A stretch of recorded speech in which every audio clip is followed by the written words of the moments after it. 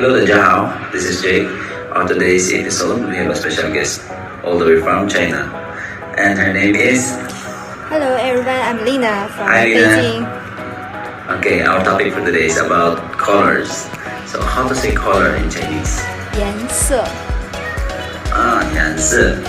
So, how to say red? 红色 Blue, 蓝色 green, 绿色 yellow, 黄色 black, 黑色 pink, 粉色 white. 白色 Very nice. Okay. How to say what is your favorite color? 你最喜欢的颜色是什么 Very good. Good job. Okay. Okay. See you in our next video. Thank you. Bye bye. Bye. 再见.